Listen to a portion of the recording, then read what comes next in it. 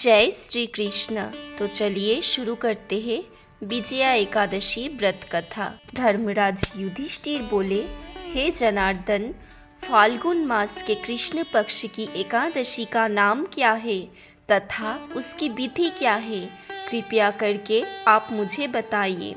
श्री भगवान बोले, हे राजन, फाल्गुन मास के कृष्ण पक्ष की एकादशी का नाम विजया एकादशी है। उसके व्रत के प्रभाव से मनुष्य को विजय प्राप्त होती है।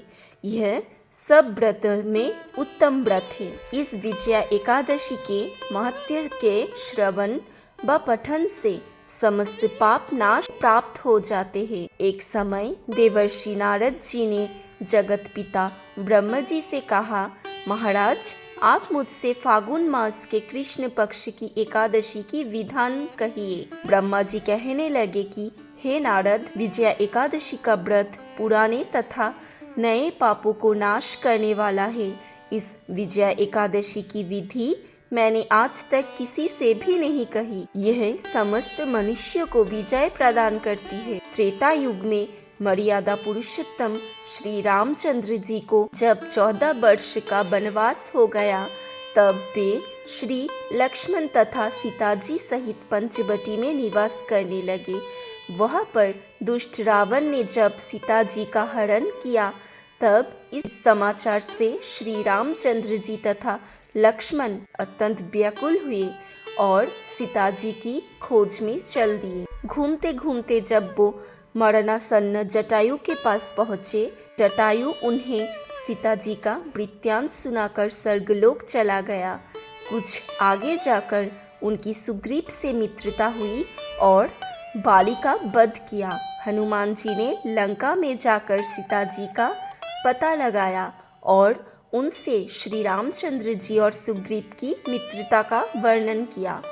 वह से लौटकर हनुमान जी ने भगवान राम के पास आकर सब समाचार कहे। श्री रामचंद्र जी ने वानर सेना सहित सुग्रीव की संपत्ति से लंका को प्रस्थान किया। जब श्री रामचंद्र जी समुद्र के किनारे पहुंचे, तब उन्होंने मगरमच्छ आदि से युक्त उस अगाध समुद्र को देखकर लक्ष्मण जी से कहा कि इस समुद्र को हम किस प्रकार पार करेंगे।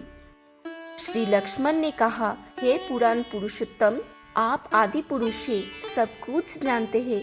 यह से आधा योजन दूर पर कुमारी द्वीप में बकदलव्य नाम के मुनि रहते हैं। उन्होंने अनेक ब्रह्म देखे हैं। आप उनके पास जाकर इसका उपाय पूछिए। लक्ष्मण जी के इस प्रकार के वचन सुनकर श्री रामचंद्र जी बकदलव्य ऋषि के पास गए और उनको प्रणाम करके बैठ गए। मुनि ने भी उनको मनुष्य रूप धारण किए हुए पुराण पुरुषोत्तम समझकर उनसे पूछा कि हे राम, आपका आना कैसे हुआ? रामचंद्र जी कहने लगे कि हे ऋषि, मैं अपनी सेना सहित यहाँ आया हूँ और राक्षसों को जीतने के लिए लंका जा रहा हूँ। आप कृपया करके समुद्र पार करने का कोई उपाय बताइए। मैं इसी कारण से आपके पास आया हूँ। बकदलव्य ऋषि बोले, हे राम, फाल्गुन मास के कृष्ण पक्ष की एकादशी का उत्तम व्रत करने से निश्चय ही आपकी विजय होगी। साथ ही आप समुद्र भी अवश्य पार कर लोगे। इस व्रत की विधि यह है कि दशमी के दिन स्वर्ण, चांदी, तांबा या मिट्टी का एक घड़ा बनाइए।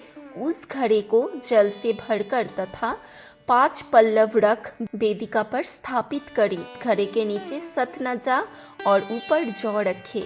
उस पर श्री नारायण भगवान की स्वर्ण की मूर्ति स्थापित करें।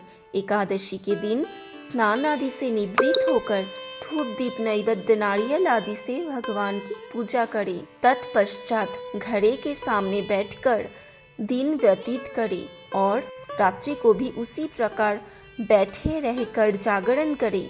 द्वादशी के दिन नित्य नियम से निवृत्त होकर उस घड़े को ब्राह्मण को दे दे।